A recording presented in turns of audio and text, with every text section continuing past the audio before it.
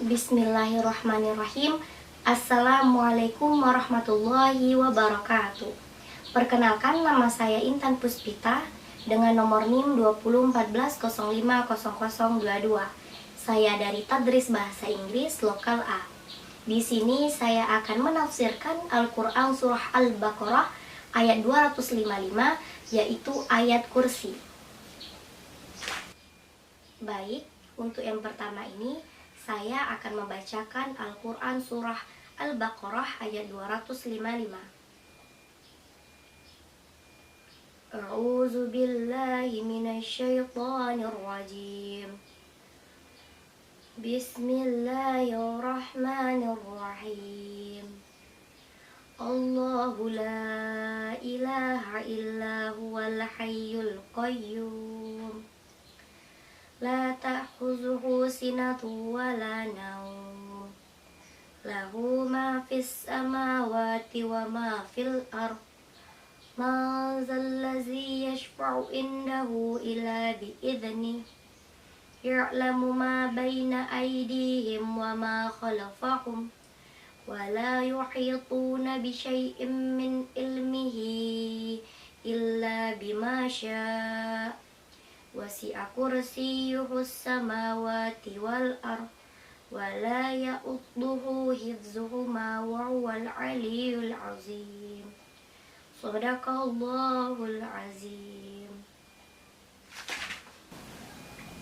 Baik, yang kedua di sini saya akan membacakan arti dari Quran Surah Al-Baqarah ayat 255. Yang mana artinya Allah tiada Tuhan selain Dia, yang Maha Hidup, yang terus-menerus mengurusi makhluknya, tidak mengantuk dan tidak tidur. Miliknya apa yang ada di langit dan apa yang ada di bumi. Tidak ada yang dapat memberikan syafaat di sisinya tanpa izinnya. Dia mengetahui apa yang di hadapan mereka dan apa yang di belakang mereka. Dan mereka tidak mengetahui apapun sesuatu tentang ilmunya, melainkan apa yang dikehendaki. Kursinya meliputi langit dan bumi, dan Dia tidak merasa berat memelihara keduanya, dan Dia maha tinggi lagi maha besar. Maha benar Allah dengan segala firman-Nya. Baik, yang ketiga di sini saya akan membacakan potongan ayat beserta artinya. Bismillahirrahmanirrahim.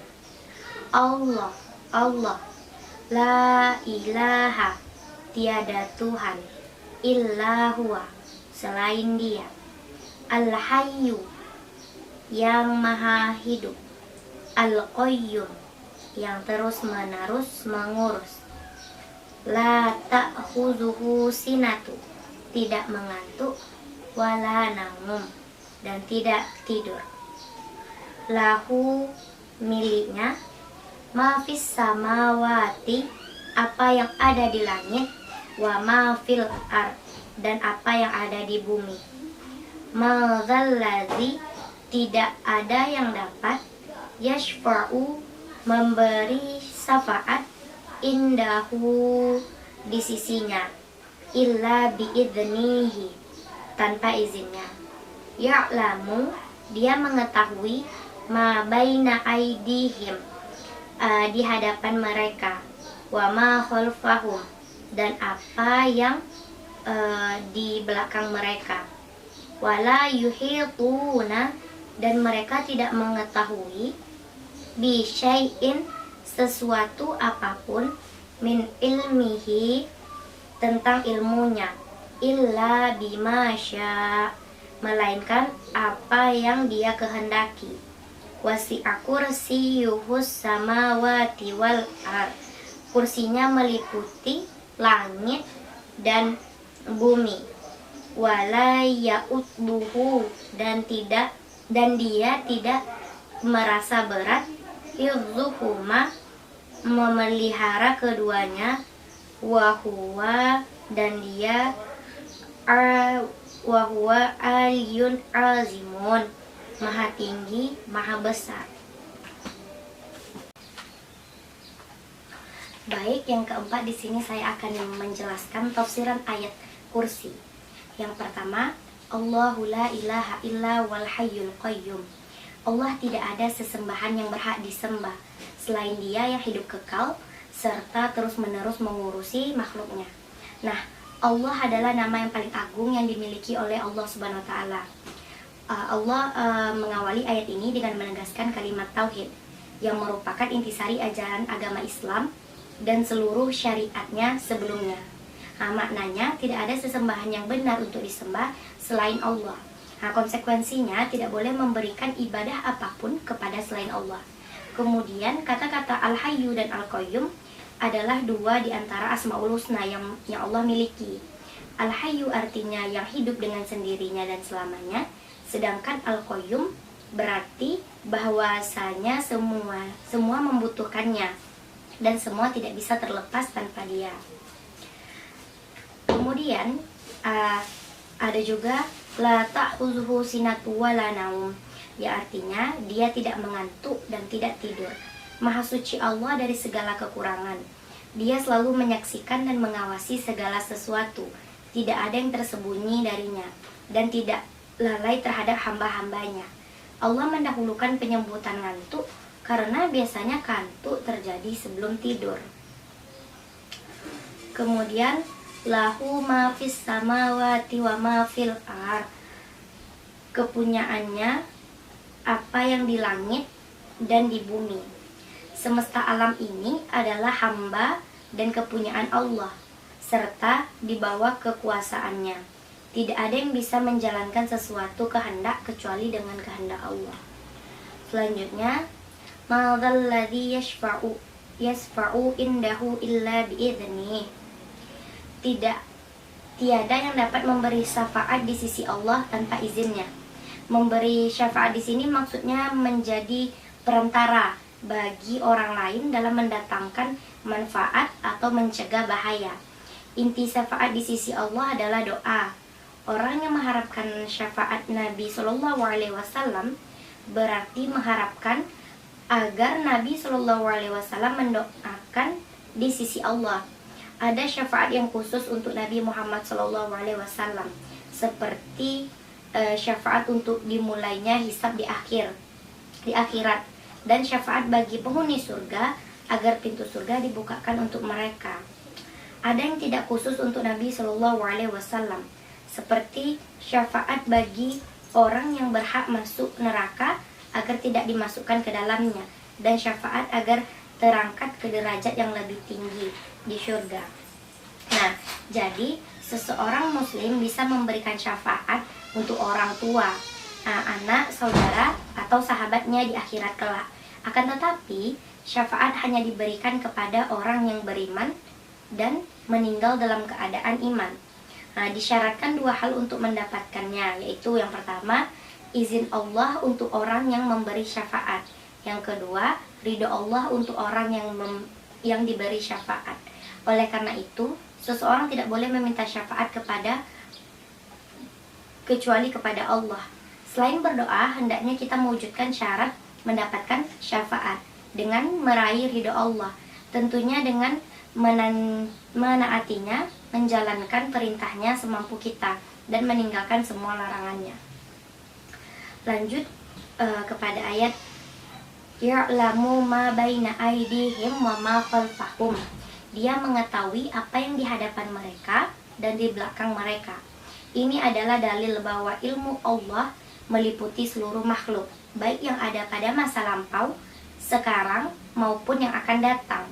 Allah mengetahui apa yang telah, sedang, dan yang akan terjadi. Bahkan, hal yang ditakdirkan tidak ada. Bagaimana wujudnya seandainya ada. Ilmu Allah sangatlah sempurna.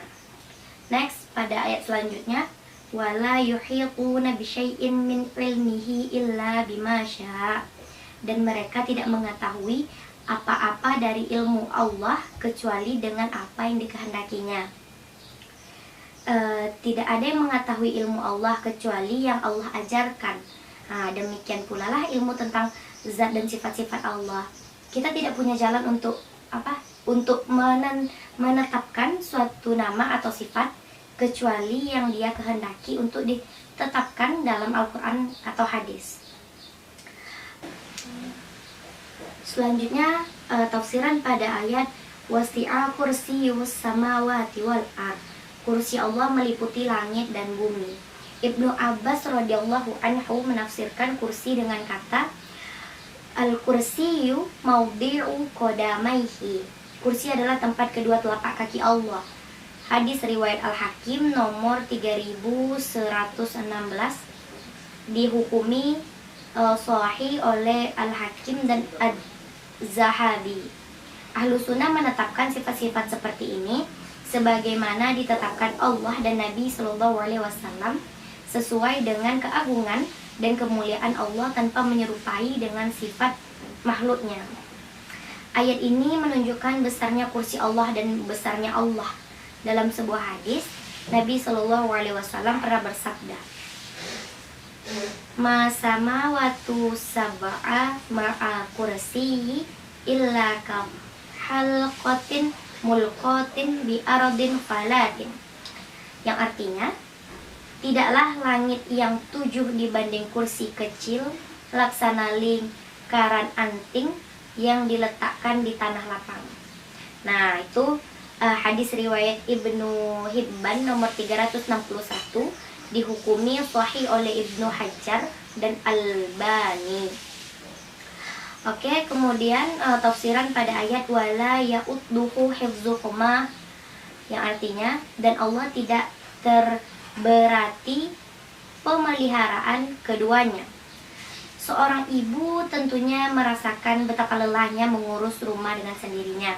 Demikian jugalah seorang kepala desa, camat, bupati, gubernur, presiden dalam mengurus wilayah yang mereka pimpin. Namun, tidak demikian dengan Allah SWT yang Maha Kuat. Pemeliharaan langit dan bumi beserta isinya sangat ringan baginya. Nah, segala sesuatu menjadi kerdil dan sederhana di depan Allah. Kemudian tafsiran ayat wahuwal aliyul azim, dan dia maha tinggi lagi maha besar. Allah memiliki kedudukan yang tinggi dan zatnya berada di ketinggian, yaitu di atas langit, di atas singgasana. Dalam sebuah hadis, Nabi Shallallahu Alaihi Wasallam bertanya kepada seorang budak perempuan, "Di mana Allah?" Ia menjawab, "Di langit." Nabi Shallallahu Alaihi Wasallam bertanya, "Siapa saya?" Ia menjawab, "Engkau adalah Rasulullah." Nah, maka Nabi Shallallahu Alaihi Wasallam berkata kepada majikan budak perempuan tersebut, bersabda, "Karena sesungguhnya dia beriman." Hadis riwayat Muslim nomor 537. Nah, oleh karena itu jelas bahwa keyakinan sebagian orang bahwa Allah ada di mana-mana bertentangan dengan Al-Quran dan hadis. Demikian pula Allah memiliki kedudukan yang agung dan zatnya juga agung sebagaimana ditunjukkan oleh keagungan kursinya di dalam ayat ini. Nah, baik, dengan berakhirnya tafsiran Quran Surah Al-Baqarah ayat 255 tadi, maka saya dapat menarik kesimpulan dari ayat tersebut. Yang pertama, bahwasanya semua ayat Al-Quran tersebut agung. Adapun ayat yang paling agung adalah ayat kursi. Yang kedua, disunahkan untuk membaca ayat ini setiap selesai sholat wajib pada zikir pagi dan sore, dan juga sebelum tidur.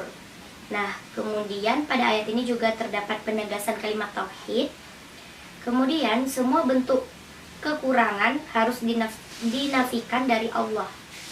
Nah, kemudian yang dapat saya simpulkan juga arti syafaat dan syarat memperolehnya. Kemudian ketinggian dan keagungan Allah dalam zat dan kedudukannya. Dan juga penetapan banyak nama dan sifat Allah yang menunjukkan kemuliaan dan kesempurnaan. Ada juga beberapa faedah dari ayat kursi tersebut.